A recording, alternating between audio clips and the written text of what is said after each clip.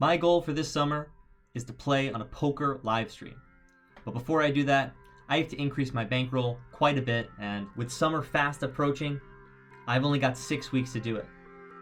I need to turn this money into a stack of high society, 4xing my poker profit for the year so far.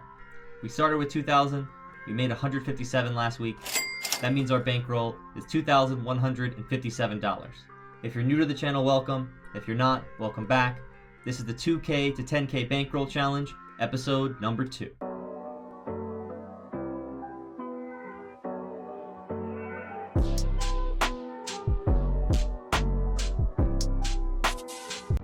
I've been very busy with end of the year schoolwork, so not a lot of live poker to start the week, but have been grinding online tournaments.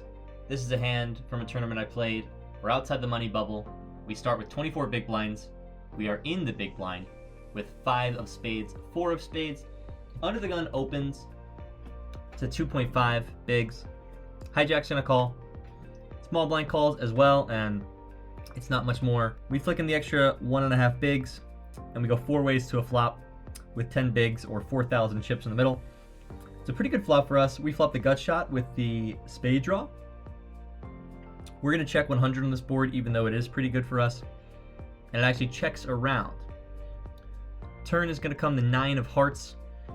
Still a pretty good card. I considered leading here, but at the end of the day, we are multi-way and we still only have 5 high, so when we get called in this turn, we don't have the stack depth, probably, to bluff huge on the river. When check to the hijack bets, 35%, we're gonna stick in the call, as is the under the gun player. So we're still 3 ways to a river, which comes the 10 of spades, so we make our flush.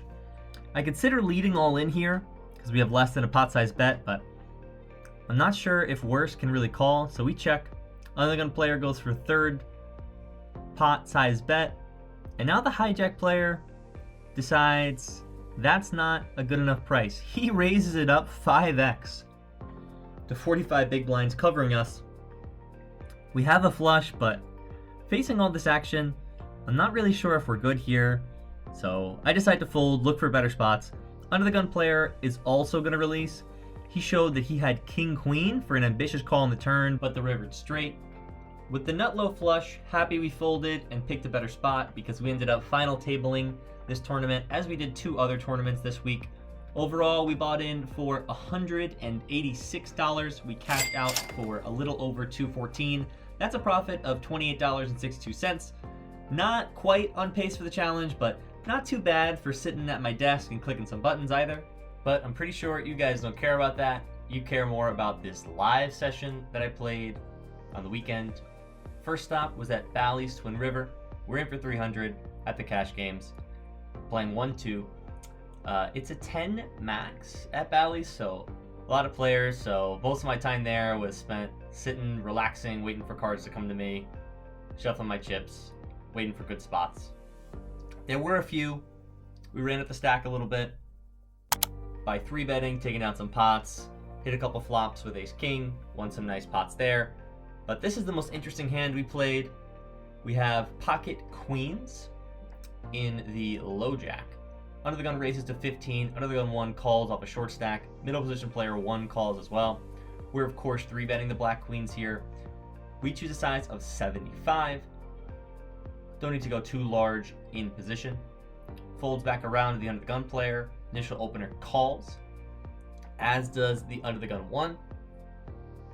And middle position is going to get out of the way, so we go 3 ways to a flop. Pretty inflated already, almost 250 in there. And it comes out jack, jack, deuce. Now, when this flop comes out, I'm thinking, do I want to continue for small, like a 3rd pot? But we don't actually even get the chance, because the under the gun player is going to donk jam into us for $150.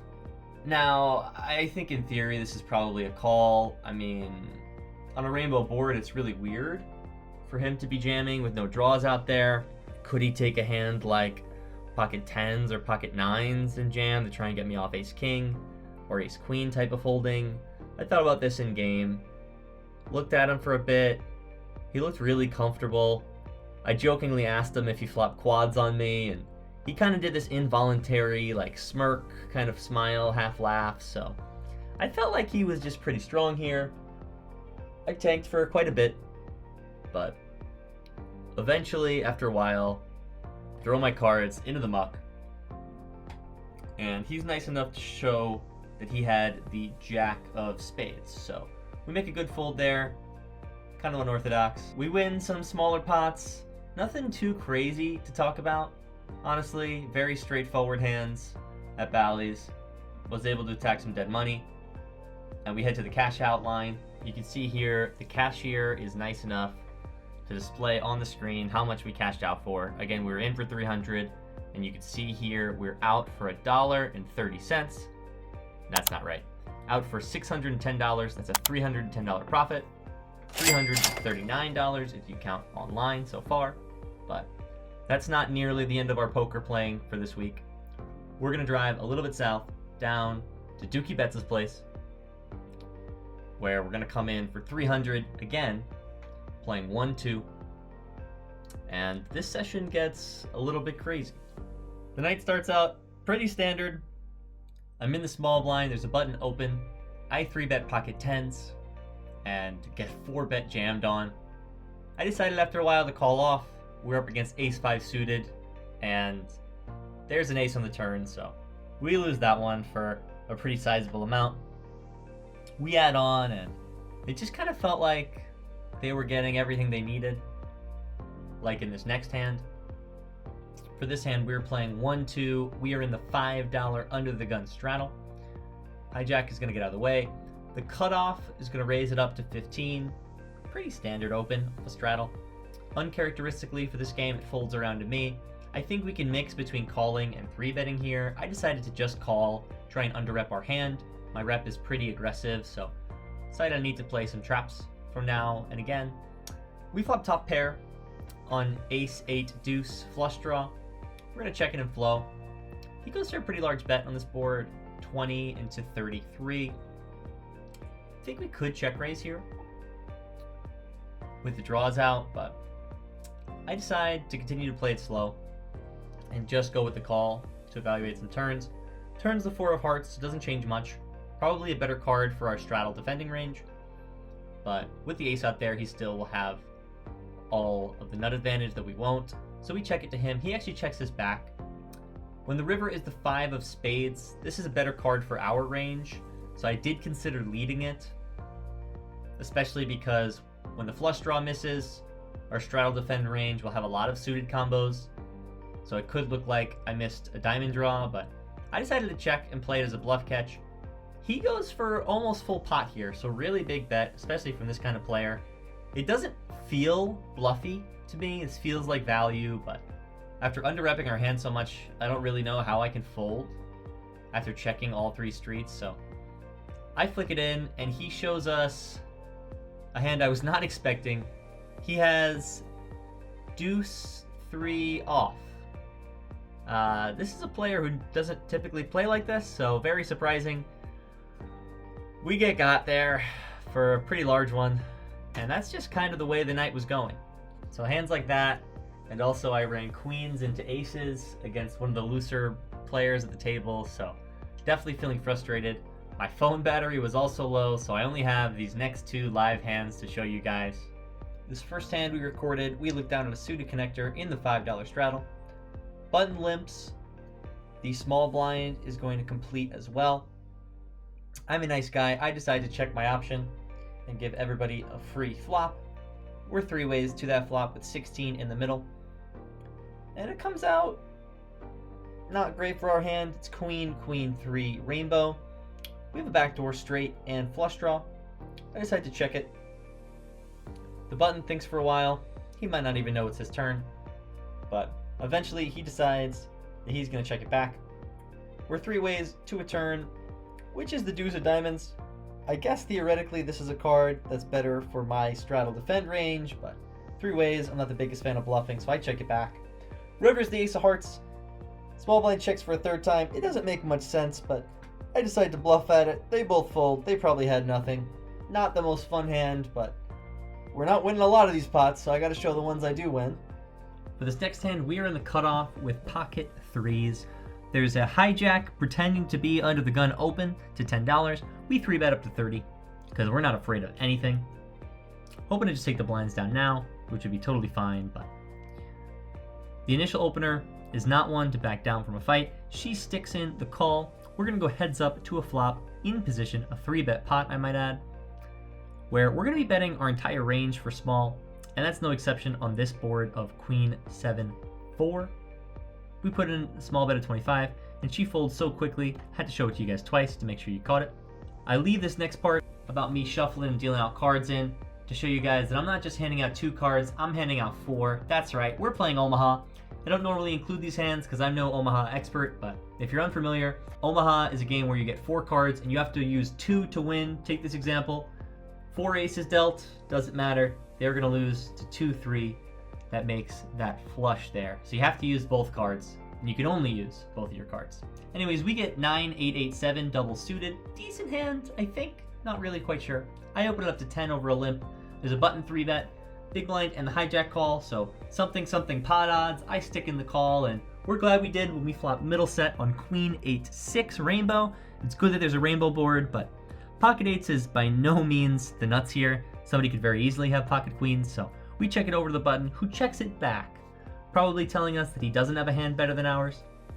When the turn is the rainbow completing 3 of hearts, we feel pretty safe and comfortable to go ahead for a half pot size bet of 75 here. Button gets out of the way. The big blind is going to stick in the call, and the hijack gets out of the way. So we're heads up to a river, which comes out not an ideal one. It's a straight completing card. It's the 4 of spades. And now the big blind does something a little bit strange, and he decides to lead jam into us for the remainder of our stack. I don't love the spot here. A set in Omaha is not nearly as strong as it is in Hold'em. He very easily could have a hand like 5-7 that would make a straight. I think if he has 5-2, he probably folds the turn unless he has a hand like Queen 6-5-2 or something. It's super hard to do hand reading when it comes to Omaha. At the end of the day, I decided that I was getting good odds and I have the 7 blocker, so I stick in the call, and he takes his time before eventually mucking, so we win pretty sizable pot here. That's the last interesting one of the night. We were in for 1,000, out for 650. However, the poker's not done here. The 6-handed poker is, but we keep playing when I'm challenged to a heads-up match from the player who just tried to bluff me in the last hand. We started our session a little bit late, so I'm happy to keep on playing, and it's a pretty interesting session. We're going to play 2-5 heads up for all the marbles. I start with 650 in my stack. He starts with 600, and I almost lose the match in one of the first hands. The button limps. I have ace-10 off. I raise it up to 20. He pretty quickly calls. The flop comes out 6-7 deuce with 2 hearts. We have the backdoor heart draw and 2 overs. I decide to bet small here. I go for 15, and the button isn't liking that size. He pretty quickly raises it up to $75. Now, I'm not a heads-up expert either, but I think this is a pretty clear fold. But in the moment, I was trying to get into a leveling war with my opponent. Definitely not one that I'll win. I think I should just try and play my solid strategy, but I decided I wanted to peel this card and bluff on possible heart runouts. So, don't really know what much else to say about that. I thought he could be betting light or something like that, so I decided to call and bluff some runouts, but this 10 on the turn gives us top, and we don't really have to bluff anymore, so we have some showdown value, I figure, so I check it over. It's a pretty big pot already, with 190 in the middle. But after I check, button doesn't really care how much is in the middle. He goes all in for $405, covering us. It's about a 2x pot size shove, and now I'm hating life for putting myself in this position. I could have just folded the flop. Now, it's really hard to fold our hand on this turn, but I guess 8-9 comes in. Ultimately, I decided that I could find some better spots, and 400 is plenty to play with, so I make the disciplined fold after being kind of loose on the flop. We lose a few more pots before we start picking up some actual hands. Here we have ace-king suited in the big blind. The button makes a very large raise to 30. We decide to call as a trap, especially heads up, have to mix in a lot more of these kind of trap hands. So we just call, and we're going to check the ace jack 10 flop. Obviously very good flop for us, top pair. And the gutter, considered raising, but decided just to call. Here on the turn, I am going for the check raise, and the second flush draw comes in, but he pretty quickly checks it back. So I'm going to be looking to go for some value on this river. When the river comes a 5 of hearts, we don't love it, but I decide to go for some pretty thick value, targeting some weaker ace X's. So I go for 125 into 160. He thinks about it, doesn't love it, but he's a hand that pretty much has to call, so he sticks it in. Turns out our trap pre-flop is a disaster because he has ace-queen offsuit. Probably could have won a bigger one from him, but no complaints, scooping a $400 pot. Playing heads-up poker is a lot about confidence and momentum, and we feel like we have that. So when he limps the button, we're going to check queen 7 offsuit to see a flop. Flop comes king 3-9. We check it over to him, and he checks back. Don't expect him to check many kings after he makes top pair on this flop. When the turn is the ace of spades, I check it over to him, and I don't expect him to have many aces limping the button either. So when he goes for the 1.5x pot turn bet, it's a little bit weird, but I decide to get a little bit sticky with a plan to call across non-dynamic rivers, and the 3 of hearts is a pretty static one, doesn't change much, pairs the board. There are no new combos that we lose to that we were beating previously, and when we check it to him, he goes for 75 into 40, almost 2x, and it might seem a little idiotic to call with queen high here, especially when you're wrong, but I just don't think he's going to have a lot of strong hands played this way. So I'm not a believer, and I get curious. I stick in the call, and he tells us that we are good. He mucks jack high. We're going to take down this pot. Really happy with my analysis and my read there. We carry this momentum to win a few more small pots before we get into a couple pretty big ones. We're feeling pretty good. We make an even sicker hero call a little bit later with jack high. We are also good in that hand. So I think this tilts our opponent a little bit. He's definitely getting frustrated that the match is dragging on this long. He had a pretty big chip advantage, and we've taken it back. So he's open raising to $30 now, pretty huge. We have pocket tens. We make it $90, and he's going to stick in the call. Heads up with almost 200 in the pot already. It comes king 9-3 with a flush draw. We unblock the heart draw, and we're going to go for a small bet with our range here after 3-betting. We go for $50 into 180. He pretty quickly sticks in the call. The turn is the 8 of clubs. I check it over to him, mostly looking to gain information. Maybe not the best strategy, but heads up, I think it's okay. I check it to him, and he's not one to back down from a fight. He ships it for 280. We have 700 in our stack. That's still plenty. We decide to stay disciplined and look for better spots. Luckily, we don't have to look that hard as we pick up pocket tens again in the same configuration less than 5 minutes later. The button may still be steaming. He's still using that very large open sizing to $30. We have pocket tens, 5th best 30-handed poker, some might say. So we're going to 3-bet up to $90. And the button's not one to back down. He's, of course, going to put in the call. Do me a favor, hit the like and subscribe button for some run good. 3, 2, 1. The flop is 10-7 deuce. We smashed top set. Thank you guys for hitting the like button. It came through big time here. I consider betting a third like I did last hand, but I think if I check, this player might not be able to help himself. So I decide to tap the table, and much to my delight, the button decides to overbet jam. We of course snap call with the nuts at the moment, and the player on the button turns over 8-9 suited with the up and down straight draw and the backdoor spades. Can we hold one time? Keep it clean, dealer, please. The turn is the 10 of diamonds. He's dead on the turn. We make quads. We're going to take down an $800 pot, and more importantly, the match after a long, long day.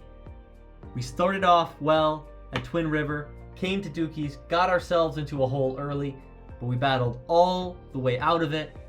It's time to look at the results. For this session, we were in for 1,000, out for 1,250. That's a nice profit of $250. Overall for the week, we were up $29 online, $310 at Bally's, and $250 in this home game. We started with $21.57. We had a profit of $5.89 this week. That takes our total bankroll up to $2,746. Still a bit of a ways to go, and progress isn't always linear, but here's to hoping we can stay on the right track and continue to crawl towards the 10K mark. Thank you for watching.